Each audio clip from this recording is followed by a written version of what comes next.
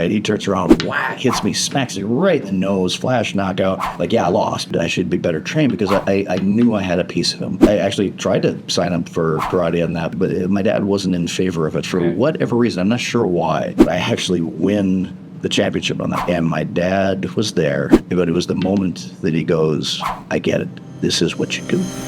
Hey there, business enthusiasts. Welcome to the Chills Podcast, brought to you by Allweather Roof. Because just like a sturdy roof, our conversations are built to last. I'm your host, Brent Loberg, and we're about to dive into the world of business, family, and the moments that give us those exhilarating chills. Ever wonder what keeps successful people inspired? Well, get ready to find out as we chat with some fantastic all-weather customers, partners, vendors, and friends. We'll explore their triumphs, challenges, and maybe even some unexpected secrets. After all, business is not just about numbers. It's about the people behind them. So grab your metaphorical popcorn and join us on this journey. Get ready to be inspired, maybe even get a few chills of your own. This is the Chills Podcast. Let the goosebumps begin.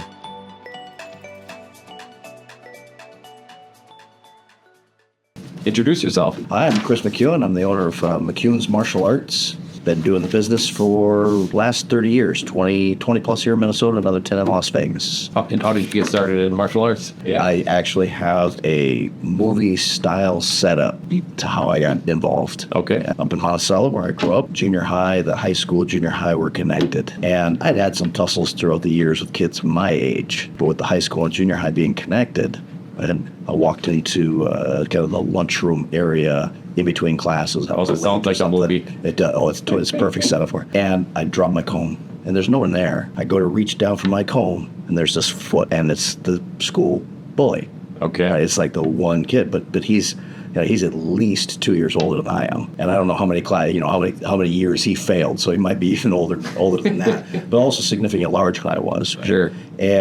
But he's standing on my comb. And at this time, you had any experience in martial arts? No experience in martial arts. Okay. I was, 12 years old. Okay. Ish, 12, 13, right in that window. He's just standing on my comb, and he would get off my comb, and then the fight started. So we're throwing punches back and forth. Now, he had long hair, so I had his hair too, right? So I'm pumping away at him. But this is my first, real fight against a kid that's, a lot bigger, a lot older, more experienced than I was, right? Sure. So we're duking it out, and I have him just right, and he stops. Well, I have his hair, and he goes, okay, I'm good. So you know what happens after this, right? So being a generally good kid, I let him go because I think we're done. Yeah. Right? He turns around, whack, hits me, smacks me right in the nose, flash, knockout. I drop. So you were done at that point? No, I was done. Unfortunately, he was done too, to be honest with you, right? But of course, my flash drop, I'm laying down right next to my comb. Yeah. Right? Because it wasn't about the comb, of course, right? Yeah. That was kind of my intro to fighting, and I should be better trained because I knew I had a piece of him.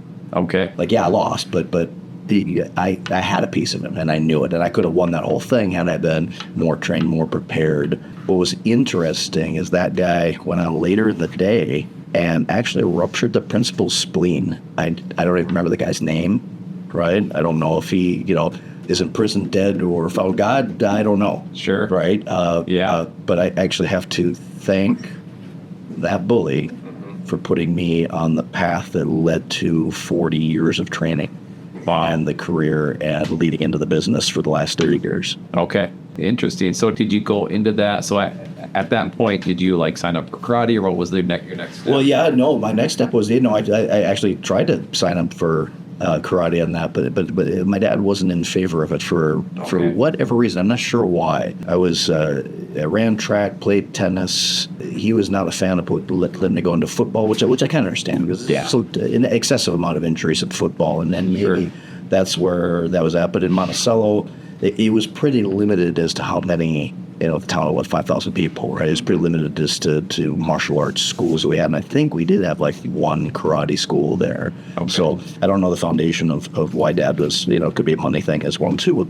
It was after that we had moved up to Alaska, and then my high school buddies there, my freshman, sophomore year, we started dabbling. They were all martial arts of some sort. So we started kind of self-training, came back to Colorado once that started happening. So this is the end of my sophomore year. So 15 years old, and now I'm dabbling a lot. I'm looking for the Shotokan karates.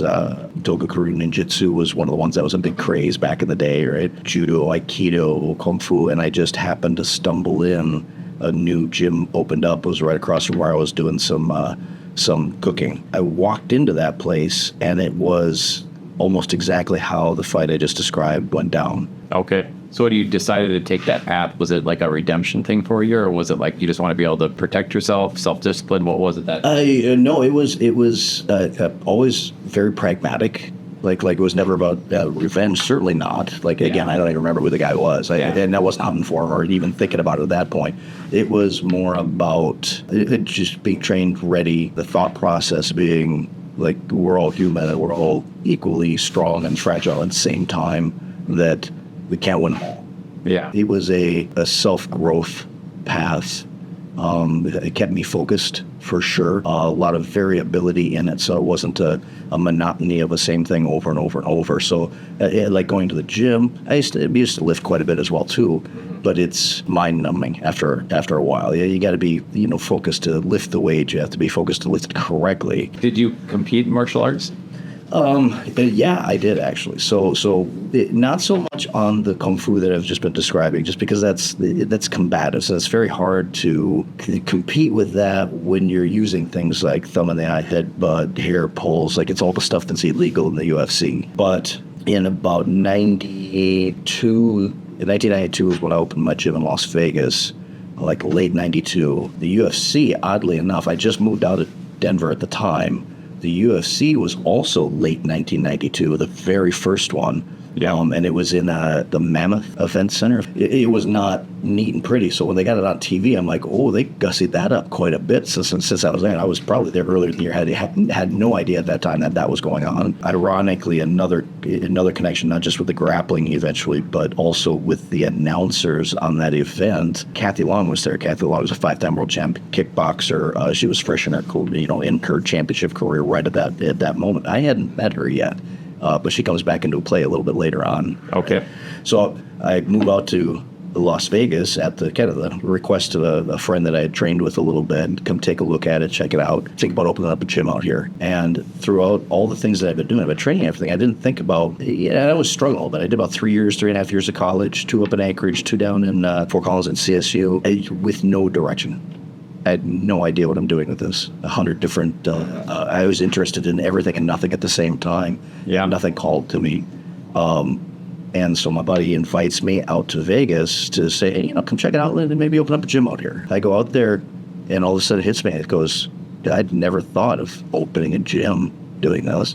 So I did. I made the leap and opened up a gym out there. That was your first? That was first. That was in 1990, like I said, late 1992. So was this mixed martial arts? No, it was still the kung fu, but this style of kung fu is very mixed already. Okay. Right? It's very non-traditional in that sense. I haven't seen too many that are like that. So were you adding your own flavor to it as well? Totally. And it was also a template that allowed for that. Okay. Which I appreciated. I remember, like, one of my very first arts, the Shotokan karate that I'd mentioned. It didn't matter if you were 6'4" or 5'1". You're going to throw the punch the same way, and if you don't, you kind of get chewed out for it and hand adjusted. But there's radically different body styles in that. And then they were so, I'm not saying there's anything wrong with Shotokan, but the style for me was just so overly regimented, and it felt kind of like military boot camp. Yeah. Right, when you did that, which was not a style that I learned well. It's not a teaching method that I learn well with, right? I've got to have the freedom to explore on a more regular basis. And one would argue that it might slow down learning when you do that because you're not staying focused on any one thing. But I can kind of compare and contrast that right now with 2 different teaching methods. Even and don't let me forget to get back to where we're going with that. Okay. 2 different teaching methods. One is like very, very regimented. Like, you do 1,000 kicks a day. It's the same kick. You study that for a week. So it's 1,000 kicks every day, but it's the same kick all the time. Okay? You get in front of that man, that kick is devastating, right? It's perfect. You're right if he lands it. But if you step him anywhere outside of that, like, what if the guy dodges the kick? What if the guy catches the kick? What if the guy moves out of the way of the kick? Then what? They don't have the rest of the puzzle yet. Yeah. Right? They're perfect in the one piece, and they don't have anything anywhere else. And then you go through this whole retinue again, and then you get the next one a little bit better. And I think maybe, like I said, on like one specific technique, it's not as good because you just haven't had as many repetitions and time to work it. But on a bigger picture, like on an overall, it just occurred to me, it reminds me of languages. You want to have a conversational language first, right, as opposed to a written. And I made the mistake of doing a Chinese written at the same time as doing the spoken, but it still wasn't even a conversational, right? So even in that scenario, what do you need to survive in the world? You need to be able to carry on a conversation. Yeah. Right? Do you need to read? You don't have to read it first, but you do need to be able to carry on a conversation. So the Kung Fu that I learned was very more like a conversation when it came to fighting. Like I've got all bits and pieces of it. It doesn't even mean they're good at it, but you can function, right? Whereas the other side is you learn a specific word, a specific kick, right? You get really, really good at one thing, but how do you blend that into a conversation?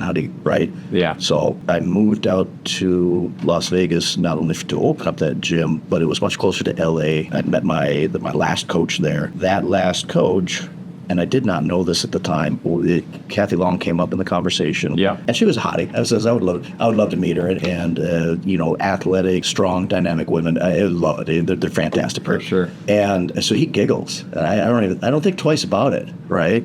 Well, the next day, she's there. At the gym. Like, it was his gym, not my gym, out in LA. And I'm like, stumbling all over myself, which I don't normally do with celebrities. It was Kathy's exception, right? Yeah.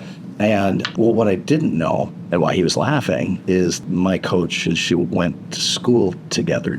They were great friends. Okay. And in addition, Kathy had trained a lot of her career in the same Kung Fu. Oh, really? So, right, exactly, right. So she and I are the only two masters in our art under that coach, William Petzold. Okay. Yeah. So it's kind of an interesting thing where there's circle back around. Now here it goes further. So because Kathy was a hottie and a martial artist, right? She was doing some movies at the time. At that time, Kathy says, "Hey guys, Kung Fu guys, right? Hey Kung Fu guys, you got to come meet these Machado guys." She was just dumbfounded at how good they were at what they did. Now to realize this is the beginning of BJJ here in America. So then I got tied in with them, and it's weird because I was coming in from Las Vegas. It was about 3.5 hour drive to LA from there, but I was the one that just kept coming, and I kept coming for time. I just kept training and going. Now, what's interesting about this is that I went out there, and you're asking me if I was competing, and that's where this is going, is I had an opportunity to do world championships out there out of Long Beach. And is this with your Kung Fu or with Jiu-Jitsu? This is with the Jiu-Jitsu side. Okay. Right? So you're being trained under Machado? Under Machado. Higa Machado specifically, but I started with Jean-Jacques, and I had Jean-Jacques actually out here exactly 1 year ago. I just had him out in April last year. Wow. So I officially... In the studio? Yeah, I did. I started with Jean-Jacques in the beginning. Okay. Like that's who Kathy introduced us first. And then I bumped into his older brother, Higan, at a little bit later time. There's 5 brothers. And I don't know what the transition and where it was that happened. And I couldn't even explain why, but we ended up with Higan. Okay. I started with Jean-Jacques, but I ended up with Higan. It's just so strange that... Jean-Jacques or Joe Rogan got his jiu-jitsu black belt from Jean-Jacques. Exactly. So I brought him out. I hadn't had him out in the 20 years I've been back here in Minnesota. So I got Jean-Jacques out here as well, too. I bring my Coach Higan out a little bit more often just because I'm under his affiliation, I think. But Jean-Jacques is an absolute joy to have out here as well. Wrong miss it. Yeah, that was a lot of fun. So... Yeah. Crazy how that all worked. Yeah, exactly. Big circle. And then so I go out there for Masters Worlds, and I was a little bit older, right? Is it still in LA? This is still in LA, and I want to say it was Long Beach, the college out there. I did a seminar with Kathy. She just brought me, because she's still out in LA, she brought me, she's got her own gym, is training young kids, just a group of kids that are Thai boxing, a little bit of grappling and everything. And I kind of teased her at that moment. I says, Kathy, it kind of strikes me as odd. I says, you introduced me to the grappling. Here I'm doing a grappling tournament as a black belt. You're still a white belt. You could have been a black belt in this before me. You started this, right? But it's just interesting as how, career paths and choices we make, that how often you get there. Like, she's much closer in LA. You'd think she'd get there more often. So then I go out. I actually win the championship on that. So I have a Masters World Champion to my name and to my title. Very, very proud of that. BJJ With Brazilian Jiu-Jitsu. wow Right? and your background was striking Well, yeah. and you got a world champion. Yeah. So it was when I started grappling, it was kind of interesting. Even before I met the Machados, because like Coach had met him, Kathy had met him. A couple of our guys had some catch as catch can wrestling background, and those guys have been around as long as the Brazilian Jiu-Jitsu guys have. Which is very interesting. So think, Vern Gagne here in Minnesota for the real wrestling that he did, right? But even before that, they were doing catch wrestling, which is also included like submits and block. And so those guys have been around a long time. And then the pancrase guys have been around a long time. So we're getting the bits and pieces and tastes of that already even before we met the Machados. The Kung Fu has a little bit in it. Our Kung Fu has a little bit in it, but not a lot. It was one of those where, yeah, but if I was on the ground, I'd just do this, or I'd just do that. Yeah. Right? And so coach is walking me through it and going, well, no, actually you can't. Yeah. Not while you're doing this. So it struck me as interesting going, oh yeah, see, there's one of those holes. But if you remember what I was saying about training in the first place, it's like a betterment thing. How do you fill these holes? How do you be prepared? Yeah. Right? Yeah. So we need to know, because we're not necessarily just training for average Joe. Yeah. I've always assumed in fights so that you don't underestimate who you have. I just assume you're Bruce Lee or, Hoist Gracie on the other side. I don't know how good you are. Sure. Right? And so I'm never going to give you the chance to show it. Yeah. Right?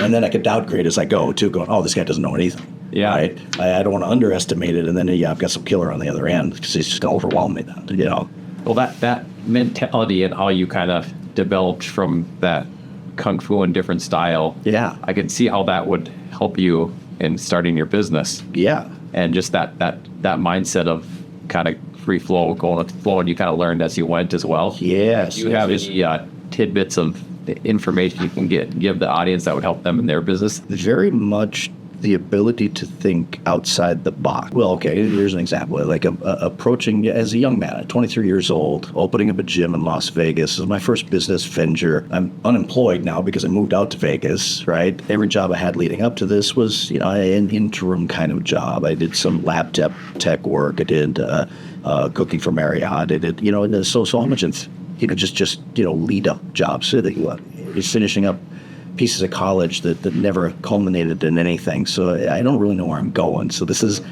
a shot in the dark. Yeah. Kind of to go do this. My friend was out there, so that helped. He was my main training partner the whole time. Became also a master in that Kung Fu and a high ranking in the Jiu-Jitsu as well. So that helped to have him out there. But like trying to approach a bank going, hey, I've got here's my business outline, here's my proposal, here's all this. Some startup cash would be awesome. Here's return on investment sheets there, everything we got. Yeah, dozens upon dozens upon dozens of those, right?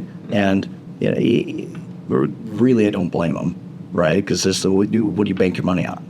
Yeah. You're right. It's a shot in the dark. Like I have the dream, and I'm trying to make them, envision this too, but it's just not working. Yeah, right. I did it. So, I couldn't even exactly describe what the other methods were, but there's a lot of struggle. It was a lot of hard work to get it done. You just got to build relationships, get clients in, have them spread the word a little bit, right? So in my final statements to the banks were, I evolved into, and as I've, asked for some capital, well, maybe 5 times over that 30 years at different intervals, like we want to expand a little bit, or things are going well, and we want to do this, we want to add equipment or whatever, right? And still, not getting any, like nobody's biting at all. And I went, guys, I'm going to do this whether you're on board or not. Okay, just seems like an opportunity win-win on this, right? We get a little extra cash, we can make it happen a little bit faster, right? You get a return on investment for it, right? And they still wouldn't do it. And sure, I proved them wrong every time, yeah, right? And so I did it anyway. It's just harder work doing that, Yeah. So, yeah, I don't know. It's tenacity to try and think outside the box a little bit. That fortitude to just keep moving even when everybody might not be on board. And yeah, exactly. Or and just try different angles. Private investors instead. Hate tapping into family members because then they get leverage on you. But right. Yeah. But I always think of obviously martial arts as it's the discipline and you had that, you learned that, and then discipline to keep moving forward, even if you didn't have the help and the belief. You had to get other people to believe in you. Yeah. I would hesitate to say I'm like, I'm certainly not a natural at the martial arts, right? I've bumped into a couple of those guys that you can show them a couple of things, and now they're doing things that took me like 3 years to develop, and they're doing it in 2 weeks. Yeah. It's almost disheartening at that point when they're that good. But oddly enough, those guys rarely can stay at it long enough because it goes, I don't understand. This is so easy. Why does everybody just do this? Yeah. They just don't understand. So it doesn't grab them as much, Sure. right? So the guys that work for it, though, they're not as invested. Yeah, exactly. They're not as invested. Which from a coaching standpoint, I see those guys. I'm like, oh my God, you would be so good at this. You'd be so much better than me, so much faster. Yeah. But they don't have that investment like I have. So for me, it was more about. It's not that I'm monstrously more talented than anyone else. I just didn't quit. Yeah. I was just tenacious about it. Yeah. If that makes any sense. And that's what's kept me in the game. Just tenacity more than anything else. Yeah. It's always frustrating when you see like gyms come in that they have a huge investors, right? 100K plus investors, $1 million investors, right? Bam, they get their gym up and running. They've hired staff. They've got everything organized. They got the marketing's there. I cannot tell you how frustrating that is for me, and it really shouldn't be, right? But it is, because it's like, I envy it a little bit, going, man, I would love to have that budget for marketing. I would love to have these people on staff, right, that they have, right? So there is a little bit of the jealousy there, but it just frustrates me. But that being said, they don't always succeed. The UFC gym here in Minnesota is a great example of that, right? They were big flash in the pan. They were up on 35 and 35W North at Blaine. And everybody can run. All my guys can run. And you hear about the UFC gym. All this could be trouble because it's so, this could be so big and all that. And they did. But I was like, I think they were overextended. Yeah. And what was interesting is they were trying to do a family-friendly environment, like have kids jiu-jitsu in there and all this. But they were the UFC, and they didn't have a fighting team. It seems so strange to me. So they were kind of cross-marketing themselves, and I don't know the guys well at all. But it didn't last all that long, and I knew there was a huge amount of money that flashed in and gone. Yeah. So those guys don't always succeed with that. But yeah, I got a buddy in southern Minnesota who runs a fairly large farm, and he always talks about when people start, they say he's this big, big better. Well, you can remember his dad in the tractor with a bandana and dirt all over his face, and these people start up now. They think they need these big combines that are $500,000 like this. You got to start little and build as you work your way up. Yeah. So the name of the podcast is The Chills. So I explained it as like one of those moments the good moments that make the hair stand up in the back of your neck or under your arm. Is there something that you can share with your business maybe on a personal / business side. My dad was not convinced that not only not starting martial arts in the first place way back when, but much later when I went out to Vegas to open up that gym, he was not happy about Vegas in the first place. Yeah. To the location, right? And then also, like, can you make a living doing that? And frankly, I didn't have a good answer for him at that point. And he came to see me kind of on our grand opening of that gym, so 2 years into that gym, and got to see me and all the people that I had met in the meantime. Kathy Long, Bill Vigil, my coach, the Insunders, the Machados, right? And all these good people that are associated with all those things, right? Big names. Big names, right? And these are the guys I'm getting training with, and I jump right in with them. And it is a dynamic kind of personality business to a certain degree. And my dad was there, and he saw it. And I have a picture of this. I was walking back towards him in the middle of his grand opening, so I'm dressed out in my uniform and everything, looked sharp, and walked back at him. He took a picture right then and there. I didn't see it till later, so I have it to this day. But it was the moment that he goes, "I get it. This is what you do." Holy shit, I got the chills on my freaking arm right now. And so, I kind of went against his wishes, but, as a young man, so you're going to do that sometimes, right? Went against his wishes into this, but I made it work, and he saw that was my thing. That was my talent. That's what I did. And struggling through, late high school, college, not knowing where I'm going, I make this leap. And it's a leap to go out to Las Vegas to open up this gym. But it was my calling. like more so than winning a world championship, which is cool, right? But more so than that my guys do well, that I can help someone else get to that, does me far more, far more good than winning it myself. I want to see these guys win. Yeah. Right. And so I learned that I have that talent that I can like speak other people's learning languages and translate it that way. I can take a piece of what we do in roofing and tie it into how you would learn your next technique. Right. Now, I'm not an expert in roofing, right, but I know just enough to be able to get you to relate. Right. And not everybody thinks the same. So how do you say it in 10 different ways to help them learn and my guys certainly learn faster than I do. Right. Yeah. When my dad saw them, that's what I did. It was affirmation, certainly and then really cool that he was like super supportive of that. Like it was like a light switch change moment. Oh yeah. Right? And pretty important for me. And that's what started that, because I found my niche. I found that I was struggling there for a good number of years, and the opening up the gym, and then being responsible as a coach and the business owner through all of that, right? And we just made it go, over that 10 years in Vegas and the 20 plus years now in Minnesota. So yeah, super meaningful father-son moment. Yeah, very much so, much so. I like it. So bonus question for you, and you can't say Kathy Long. Okay. Favorite fighter. Oh, favorite fighter. And I guess you could even, if it was a couple. Yeah, no. Actually, no. That's you're Kathy with the first shot. You're right. Okay.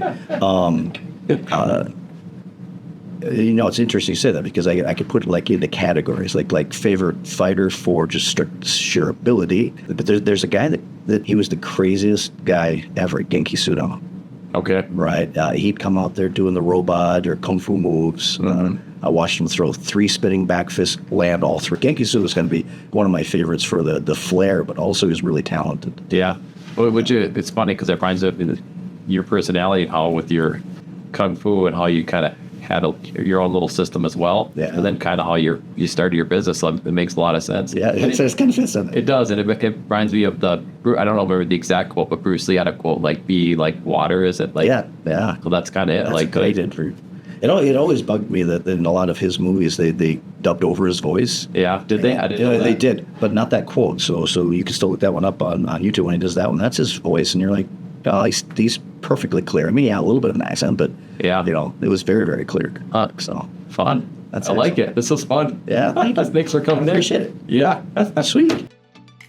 And that's a wrap, folks. A huge thank you to our incredible guests, and of course, Allweather Roof, for making this podcast possible. If you enjoyed these conversations as much as we did, don't forget to hit subscribe and share the chills with your fellow business aficionados. Remember, it's not just about business, it's personal, and it's all about the people. Stay inspired, chase those dreams, and let the chills guide you. Till next time, this is Brent, signing off from the Chills Podcast. Catch you on the flip side.